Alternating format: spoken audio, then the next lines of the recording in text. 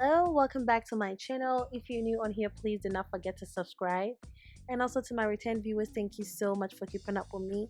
I hope you guys are doing well and still practicing social distancing. Today on the menu, we are making spinach stew with egusi. This is very easy to make. I'm going to leave the ingredients and the quantity under the description so you can check it out. This entire meal is below $20. You cannot beat that, okay? So let's get right into it. So I'm going to create a nice base for the oil. I don't like raw oil like that. So I'm just adding all-purpose seasoning along with Maggi cube. I'm just going to allow the Maggi to melt with the oil. And then I'm just going to go ahead and add my sliced onions. Just going to allow the onions to cook on medium low heat. And then I'm just going to go ahead and also add my pepper. Now, I'm using powdered pepper. If you don't have powdered pepper at home, feel free to use fresh pepper. That's okay.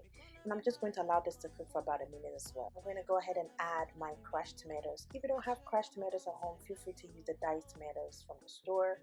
Or you can also blend fresh tomatoes or chop them in small size and add it to the stew. I'm just going to allow this to cook for 5 minutes and then we can move on to the next.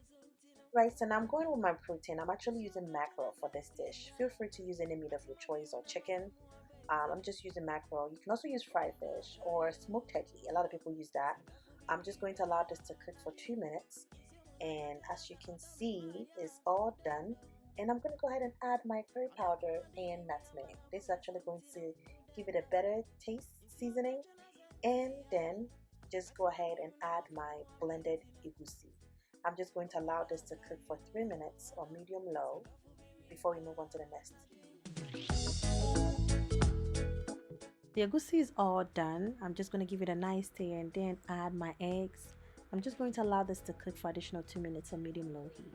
Now we're on the final stage. I'm actually going to give my eggs some nice stir and then add my spinach. I'm actually using chopped spinach. You can actually use the fresh one, but I bought the frozen one and now it's defrosted. So I'm just going to go ahead and add it. This is vegetable stew, so you don't want to overcook this. So I'm just going to leave it on the stove for about 5 minutes on low heat and then we're ready to serve it. So the stew is finally done. You can serve this with any carbs of your choice. I'm just going to serve mine with yams. You can go with potatoes, plantain, rice. Like I said, any carbs of your choice. If you enjoyed this video, please do not forget to leave a comment below, like, share, and also to my return viewers, thank you so much for keeping up with me. For the new ones, don't forget to hit the subscribe button. I hope you enjoyed this video. And again, this is Willie's Kitchen. Happy Saturday.